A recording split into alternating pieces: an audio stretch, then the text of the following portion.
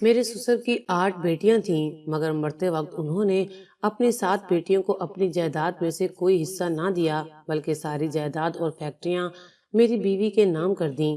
میری بیوی کی 7 بہنیں اسے بددعائیں دے کر چلی گئیں۔ پھر بیوی نے مجھے مالک بنا کر اپنی جگہ فیکٹری بھیج دیا۔ میں ساری جائیداد کا مالک بن کر بہت خوش تھا۔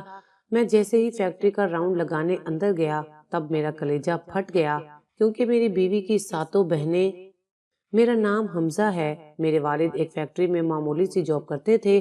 ان کا خواب تھا کہ میں پڑھ لکھ کر کوئی بہت بڑا افسر بنوں، اس لیے وہ میری پڑھائی پر خوب خرچہ کر رہے تھے۔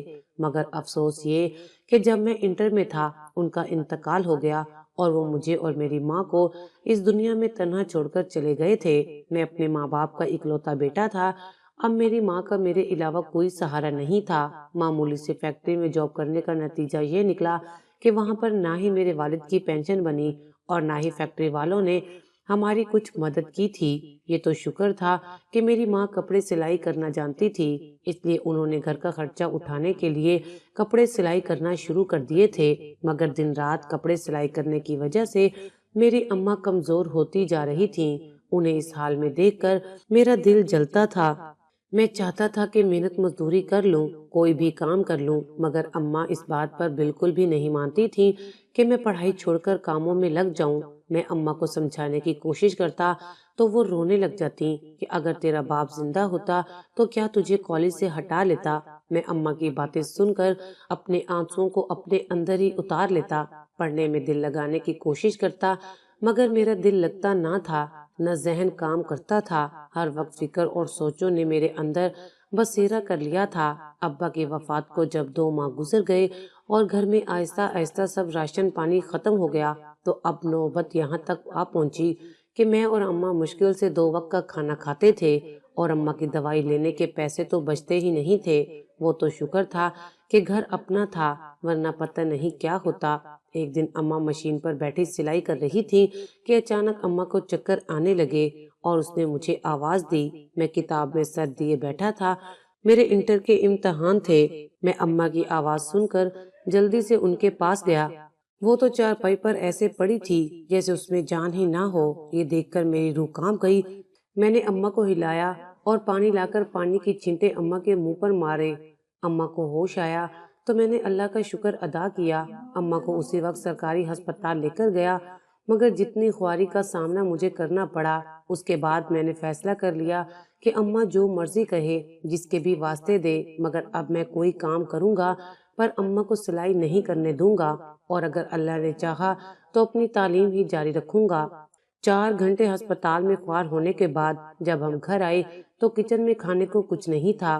مجھے بہت رونا آ رہا تھا، مگر یہ رونے کا نہیں، ہمت کرنے کا وقت تھا۔ میں نے اماں کو بستر پر لٹایا اور اپنا لیپ ٹاپ اٹھا کر باہر چلا گیا۔ میں نے مارکیٹ میں جا کر لیپ ٹاپ بیچا اور راشن کے ساتھ کچھ کھانے کو لیا، اماں کی دوائی لی اور گھر جا کر اماں کو اپنے ہاتھ سے کھانا کھلا کر دوا دی۔ اماں رو رہی تھی کہ مجھے اپنا لیپ ٹاپ بیچنا پڑ گیا تھا، مگر میں اماں سے کہنے لگا کہ میں ابا کے بعد اب آپ کو نہیں کھو سکتا۔ یہ سن کر اماں نے مجھے سینے سے لگا لیا۔ اس کے بعد میں نے اماں سے نوکری کی بات کی اور وعدہ کیا کہ میں اپنی پڑھائی بھی جاری رکھوں گا۔ اماں نے بڑی مشکل سے مجھے کام کرنے کی اجازت دے دی۔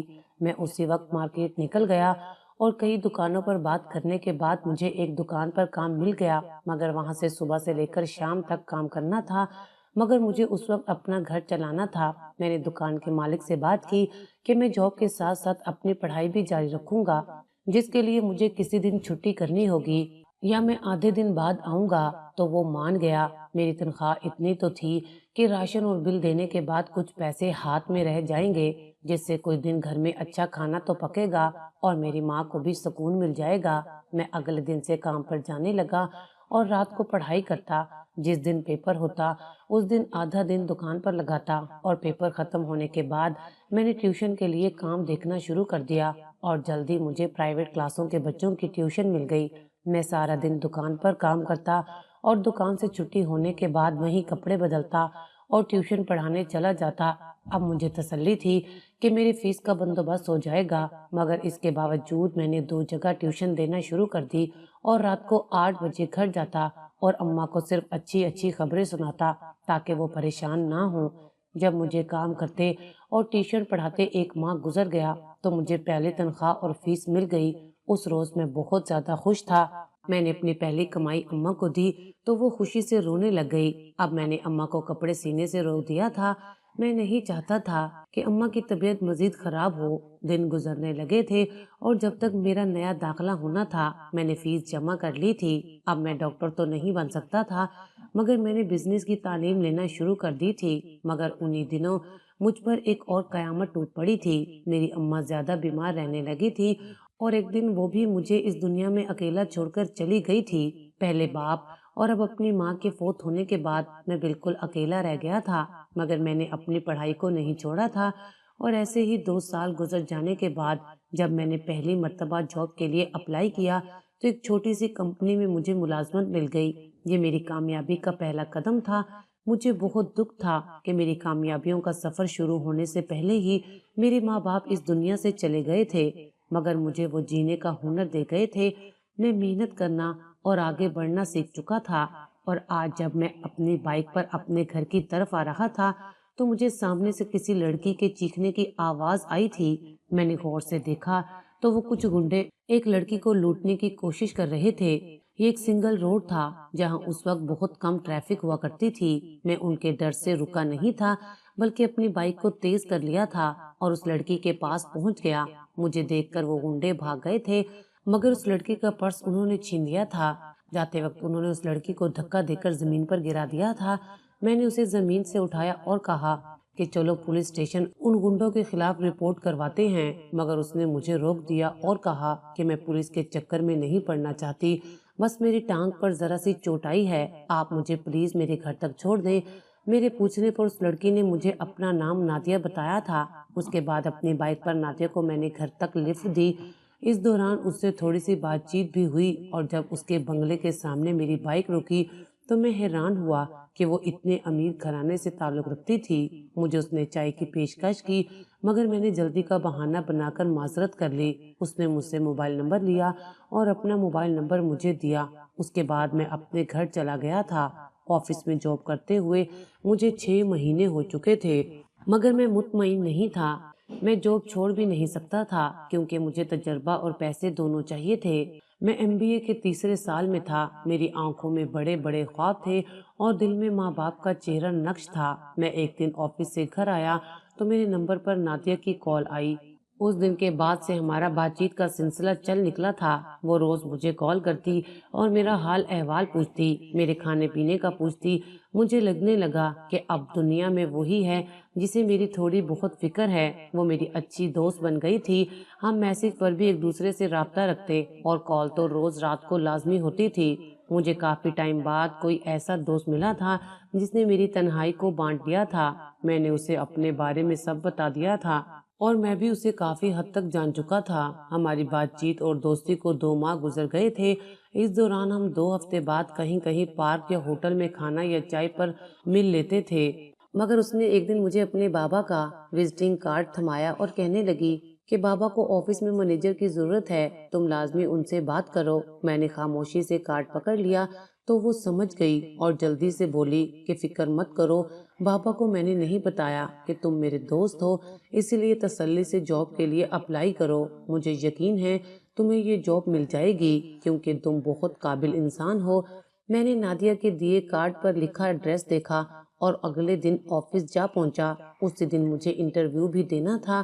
اس طرح نادیہ کے بابا سے میری پہلی ملاقات ہوئی اور میری خوش نصیبی تھی کہ شہر کی اتنی بڑی کمپنی میں مجھے مینیجر کی جاب مل گئی تھی۔ نادیہ کے بابا مسٹر برہان کی باتوں اور انداز سے مجھے یقین ہو گیا تھا کہ نادیہ نے سچ کہا تھا کہ اس کے بابا مجھے نہیں جانتے، اس لیے مجھے بے حد خوشی ہو رہی تھی کہ مجھے میری قابلیت پر اتنی بڑی کمپنی میں جاب مل گئی تھی، اور وہ بھی تب جب میرا MBA مکمل نہیں ہوا تھا۔ میں نے آفس سے نکلتے ہی نادیہ کو کال کی اور اسے آئس کریم کھانے کے لیے بلا لیا۔ اگلے دن سے میرا آفس شروع ہو گیا۔ میں نے دل لگا کر کام کرنا شروع کر دیا اور 15 دن میں ہی برہان صاحب میرے کام سے متاثر ہو گئے تھے۔ میں نے ان سے اجازت لے لی کہ مجھے ہفتے میں 2 دن یونیورسٹی جانا ہے لیکن میں اپنے کام میں حرج نہیں آنے دوں گا۔ وہ مان گئے اور مجھ سے بہت خوش تھے کہ ایسے نوجوان آج کل نہیں ملتے جو زندگی میں سنجیدگی کے ساتھ آگے بڑھنا چاہتے ہیں۔ انہوں نے مجھے بہت سپورٹ کیا۔ 2 ماہ بعد ہی مجھے کمپنی کی طرف سے نیا فلیٹ اور کار مل گئی۔ نادیہ میری اس کامیابی پر بہت زیادہ خوش ہوئی۔ اس دن مجھے اماں اور ابا بہت یاد آئے۔ کاش وہ زندہ ہوتے تو دیکھتے کہ ان کی دعائیں اور محنت کیسے رنگ لا رہی تھی۔ میری آفس میں جاب بھی چل رہی تھی اور یونیورسٹی کا آخری سال بھی شروع ہو گیا تھا۔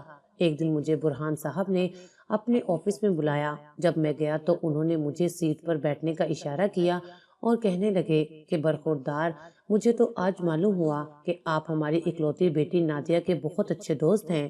میں نے ایک نظر ان کی جانب دیکھا تو وہ مسکرا رہے تھے۔ میں نے ان سے کہا کہ جی، نادیہ بہت اچھی لڑکی ہے اور میں اس کی بہت عزت کرتا ہوں۔ ابھی وہ مجھ سے بات کر ہی رہے تھے کہ انہیں ایک ضروری کال آ گئی اور وہ اٹھ کر دوسرے روم میں چلے گئے، اور میں سوچنے لگا، مجھے نادیہ نے بتایا تھا کہ اس کی ماں کا انتقال ہو چکا ہے اور اس کی 7 بہنیں ہیں اور ان سب کی شادیاں ہو گئی ہیں، بس نادیہ کی شادی ہونا باقی ہے۔ اتنے بڑے گھر میں وہ اور اس کے بابا اکیلے رہتے تھے۔ اصل میں برہان صاحب کے کپڑے کی 2 فیکٹریاں تھیں، لیکن میں کبھی فیکٹری نہیں گیا تھا کیونکہ میرا کام آفس تک محدود تھا۔ برہان صاحب کو پتہ چلا کہ میں ان کی بیٹی کا دوست ہوں۔ اس کے باوجود ان کے رویے میں کوئی تبدیلی نہیں آئی تھی۔ وہ پہلے کی طرح مجھ سے کام کی بات کرتے اور کبھی کبھی گپ شپ لگا لیتے تھے۔ میں اپنی زندگی سے مطمئن اور خوش تھا۔ ایک رات میں نادیہ سے فون پر بات کر رہا تھا تو اس نے مجھے کہا کہ بابا تمہاری بہت عزت کرتے ہیں اور مجھے کہتے ہیں کہ تمہاری شادی کسی ایسے ہی انسان سے کروں گا جو حمزہ جیسا ہو۔ میں نادیہ کی بات سن رہا تھا جب وہ کہنے لگی کہ میں نے بابا کو کہہ دیا ہے کہ میری شادی حمزہ سے ہی کر دیں اور بابا تیار ہو گئے ہیں، اب وہ جلد ہی تم سے بات کریں گے، بس تم انکار مت کرنا۔ میں نادیہ کی باتیں سن تو رہا تھا مگر مجھے یقین نہیں آ رہا تھا کہ شہر کا جانا مانا بزنس مین اپنی بیٹی کی شادی مجھ جیسے عام سے لڑکے سے بھلا کیوں کرے گا۔ مجھے لگا کہ نادیہ مذاق کر رہی ہے، مگر کچھ دن بعد ہی اس کی بات سچ ثابت ہوئی۔ برہان صاحب نے ایک دن آفس کے بعد مجھے اپنے پاس روک لیا اور کہا کہ کہیں باہر چائے پینے چلتے ہیں، پھر گھر چلے جانا۔ میں ان کے ساتھ چلا گیا۔ چائے کے دوران انہوں نے مجھے کہا کہ حمزہ، میں تمہیں تمہاری قابلیت اور ذہانت سے، مگر اس سے بھی زیادہ مجھے تم اس لیے پسند ہو کیونکہ تمہاری تربیت بہت اچھی ہے۔ یقیناً تمہارے والدین بہت نیک سیرت انسان ہوں گے۔ میں ان کی باتیں توجہ سے سنتا رہا۔ پھر جب انہوں نے کہا کہ میں اپنی 7 بیٹیوں کی شادی کر چکا ہوں اور اب میں چاہتا ہوں کہ نادیہ کی بھی شادی کر دوں تاکہ مجھے یہ فکر نہ رہے کہ میرے مرنے کے بعد میری بیٹی کا کیا ہوگا، کیونکہ اس سے شادی کرنے کے لیے امیر سے امیر ترین لڑکے موجود ہیں، مگر وہ سب صرف میرے بزنس کی وجہ سے نادیہ سے شادی کرنا چاہتے ہیں۔ اس لیے میں نے یہی فیصلہ کر لیا ہے کہ نادیہ کی شادی تمہارے ساتھ کر دوں۔ میں حیران ہو کر برہان صاحب کی باتیں سن رہا تھا۔ مجھے سمجھ نہیں آ رہا تھا کہ میں ان کو کیا جواب دوں، کیونکہ مجھے کوئی لالچ نہیں تھا، نہ ان کے بزنس سے کوئی مطلب تھا، بلکہ سچ تو یہ تھا کہ میں خود نادیہ کو پسند کرتا تھا۔ اس لیے میں نے برہان صاحب کو انکار نہیں کیا اور اپنا سر جھکا لیا تھا۔ وہ بہت خوش ہوئے اور انہوں نے مجھے گلے سے لگا لیا۔ کچھ دن بعد انکل نے میری اور نادیہ کی شادی طے کر دی اور ایک پارٹی میں ہماری شادی کا اعلان بھی کر دیا۔ میں نے محسوس کیا کہ وہاں کئی لوگوں کے چہرے اتر گئے تھے۔ میں سمجھ گیا کہ نادیہ سے شادی کے کئی لوگ خواہشمند تھے۔ یہ سب میرے لیے ناقابل یقین تھا۔ مجھے ایسا لگتا تھا جیسے میں کوئی خواب دیکھ رہا ہوں، مگر یہ سب حقیقت تھی، اور سچ کہوں تو میں خواب میں بھی یہ سب نہیں سوچ سکتا تھا۔ پھر 2 مہینے بعد ہماری شادی ہو گئی۔ شادی میں پہلی بار میں نے نادیہ کی 7 بہنوں کو دیکھا تھا، مگر وہ مجھے بہت زیادہ خوش نظر نہیں آ رہی تھی۔ انکل نے نادیہ کو شادی کے تحفے میں ایک خوبصورت گھر دیا جس میں شادی کے بعد ہم رہنے لگے، کیونکہ یہ نادیہ کی خواہش تھی، مگر اس سے زیادہ میں نے کچھ قبول نہیں کیا۔ انکل برہان نے نادیہ کی تربیت بہت اچھی کی تھی۔ اتنی دولت مند اور خوبصورت ہونے کے باوجود اس میں ذرا بھی غرور نہیں تھا۔ شادی کے بعد نادیہ میرا بہت خیال رکھتی تھی۔ میں اور نادیہ بہت خوش تھے۔ شام کو روز میں نادیہ کو اس کے بابا کے گھر لے جاتا تھا۔ میرے آفس کی وہی روٹین رہی، حالانکہ مجھے انکل نے کافی مرتبہ اپنی سیٹ اور ذمہ داریاں سنبھالنے کو کہا تھا، مگر مجھے اچھا نہیں لگتا تھا، اس لیے میں ان سے معذرت کر دیتا۔ اور پھر ایک دن اچانک انکل برہان کو ہارٹ اٹیک ہو گیا کچھ دن وہ ہسپتال میں رہے۔ اس دوران انہوں نے اپنا وکیل بلوا کر اپنی ساری جائیداد اور فیکٹریاں نادیہ کے نام کر دی تھی۔ اس وقت میں بڑا حیران ہوا کہ انکل نے اپنی جائیداد میں سے اپنی 7 بیٹیوں کو کوئی حصہ نہیں دیا، بلکہ ساری جائیداد نادیہ کے نام کر دی۔ جب نادیہ کی بہنوں کو پتہ چلے گا تو وہ خوب ہنگامہ کریں گی، مگر ان معاملات میں بولنا نہیں چاہتا تھا۔ میں دل سے ان کے ٹھیک ہونے کی دعائیں کر رہا تھا، مگر ڈاکٹر نے بتایا کہ ان کا بچنا بہت مشکل ہے۔ کچھ دن وہ ہسپتال میں ہی رہے، مگر اس کے بعد ان کا انتقال ہو گیا۔ نادیہ تو کیا، میں نے بھی نہیں سوچا تھا کہ ایسا ہوگا۔ نادیہ تو جیسے اپنے بابا کے جانے پر ٹوٹ سی گئی تھی، اور مجھے بھی بہت دکھ ہوا تھا۔ انکل کے سوئم کے بعد میں نادیہ کو بیرون ملک لے گیا تاکہ اس کا دھیان اپنے بابا کی طرف سے ہٹ جائے، ورنہ وہ تو بالکل خاموش ہو گئی تھی۔ ہر وقت گمسم سی بیٹھی رہتی تھی یا روتی رہتی تھی۔ 15 دن بعد جب ہم واپس آئے تو آفس میں کام کرنے والے انکل کے پرانے ورکرز نے مجھے کہا کہ اب آپ کو آفس اور فیکٹریوں کی مکمل ذمہ داری لینی ہوگی، کیونکہ آپ ہی ہیں جو یہ سب سنبھال سکتے ہیں، یا پھر یہ ذمہ داری نادیہ صاحبہ لیں گی۔ میں نے ان سے کہا کہ میں نادیہ سے مشورہ کر کے بتاؤں گا۔ پھر جب میں گھر گیا تو میں نے نادیہ سے بات کی تو وہ کہنے لگی کہ اسے بزنس کی کوئی سوجھ بوجھ نہیں ہے، اس لیے یہ ذمہ داری تمہیں ہی سنبھالنی ہوگی۔ میں نے آفس سنبھال لیا اور ایک ہفتے بعد فیکٹری کا چکر لگایا تو وہاں مجھے کچھ عجیب سا دیکھنے کو ملا۔ چونکہ یہ فیکٹری کپڑے کی تھی، اس لیے یہاں بہت کام تھا جو آسانی سے عورتیں بھی کر سکتی تھیں، مگر مجھے وہاں ایک حیران کن منظر دیکھنے کو ملا۔ وہاں ایک بڑے سے ہال میں بہت ساری خواتین کام کر رہی تھیں، مگر وہ سب کی سب بوڑھی خواتین تھیں۔ میں بہت حیران ہوا کہ میرے سسر نے بوڑھی عورتوں کو کام پر کیوں رکھا ہوا تھا۔ میں کچھ دیر وہاں کھڑا ان خواتین کو دیکھتا رہا، وہ سب اپنے اپنے کام میں مصروف تھیں۔ جب اچانک کچھ عورتوں پر میری نظر پڑی تو میں حیران ہو گیا۔ وہ 7 عورتیں تو نادیہ کی بہنیں تھیں۔ مجھے بڑا تعجب ہوا کہ وہ یہاں پر مزدوری کیوں کر رہی ہیں۔ میں چونکہ ایک طرف کھڑا تھا اس لیے ان میں سے مجھے کسی نے نہیں دیکھا تھا، مگر جیسے ہی ان کو معلوم ہوا کہ میں وہاں کھڑا ہوں، وہ سب کے سب کام چھوڑ کر میری طرف آ گئیں اور مجھے سلام کرنا شروع کر دیا۔ اور جو بوڑھی خواتین ایک طرف بیٹھی تھی وہ میرے پاس آئیں اور میرے سر پر ہاتھ پھیرتے ہوئے مجھے دعائیں دینے لگ گئیں۔ میں سمجھ نہیں پا رہا تھا کہ یہ کیا ماجرا ہے۔ جب میں آفس آیا تو میں نے مینیجر سے پوچھا کہ وہ 7 عورتیں تو اس فیکٹری کے مالک کی بیٹیاں ہیں، وہ یہاں مزدوری کیوں کرتی ہیں، یہ کیا معاملہ ہے؟ مینیجر میری بات پر ہنس پڑا اور پھر مجھے بتانے لگا، جی ہاں، وہ بڑے صاحب کی بیٹیاں ہیں، مگر وہ ان کی سکی اولاد نہیں ہیں۔ وہ کہنے لگا کہ بورہان صاحب بہت ہی نیک انسان تھے، انہوں نے بے سہارا اور بیوہ خواتین کے لیے ایک اولڈ ہوم بنایا ہوا ہے، اور جو بھی بے سہارا لڑکیاں یہاں آتی ہیں وہ ان کو بیٹی بنا لیتے ہیں، یہاں تک کہ اس کی شادی کرتے ہیں، اسے اپنی فیکٹری میں جاب دیتے ہیں اور اپنے گھر میں ہر خوشی غم پر ان سب کو بلاتے ہیں۔ دنیا والوں کو یہی پتا ہے کہ بورہان صاحب کی 8 بیٹیاں ہیں، مگر حقیقت میں ان کی ایک ہی بیٹی ہے۔ میں یہ سب سن کر بہت زیادہ متاثر ہوا تھا۔ انہوں نے بہت زیادہ محنت کر کے یہ بزنس جمایا تھا، اور میں نے یہ فیصلہ کیا تھا کہ میں اب ان کے ہر کام کو اپنی آخری سانس تک جاری رکھوں گا۔ آج اس بات کو 3 سال گزر گئے ہیں۔ میں ایک کامیاب بزنس مین اور 2 بچوں کا باپ ہوں۔